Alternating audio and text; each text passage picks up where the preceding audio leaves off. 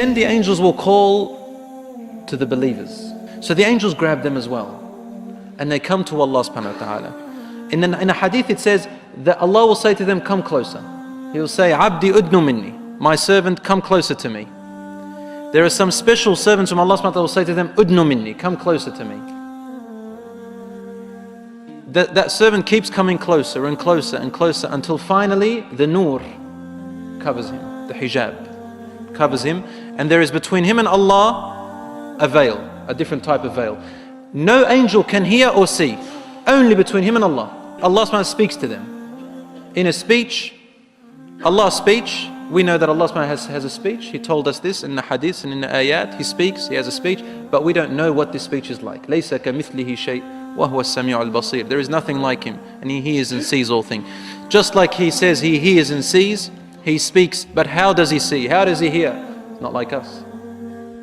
In a manner that befits Him, He knows subhanahu wa ta'ala. We accept it as it is. And Allah says to him, Abdi, look at your records. And he sees sins. Allah says to him, didn't you know that you did this sin and I could see you? You did it in secret and I could see you. Didn't you know this day will come? Didn't you know that today I will question you? Didn't you know? And he will say, Rabbi, I did. And Allah subhanahu wa ta'ala will say to him, why did you do it? Finally the servant will say, oh my Lord, for you to throw me into hellfire is easier than to judge me and me standing before you with this sin. So then he looks at the other, next page. He sees another sin, worse than the other one. Same thing happens. Then he looks near worse sins, and sin keeps growing. And this poor believer is sitting there saying, my Lord, in the end he says, Khalas, I'm actually going to hellfire.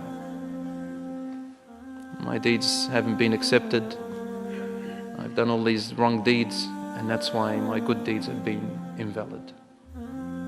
So when he is certain that he's going to end up in hellfire, Allah says to him, Abdi, you know how you kept it a secret in the former life? He says, yes. He said, why did you keep it a secret? He says, because I was ashamed of my sin, my Lord. He says, Satartuha alayka fi dunya. Don't you see I kept it a secret in the former life? I didn't expose you. And that was part of my mercy. وَالْيَوْمَ أَسْتُرُهَا عَلَيْكَ. And today, I will keep it a secret. I will not expose it. In one other hadith, Allah subhanahu wa ta'ala says to some of them, you knew a fault of your brother and you covered it. Today, I will cover yours. He turns the page and he sees his first good deed.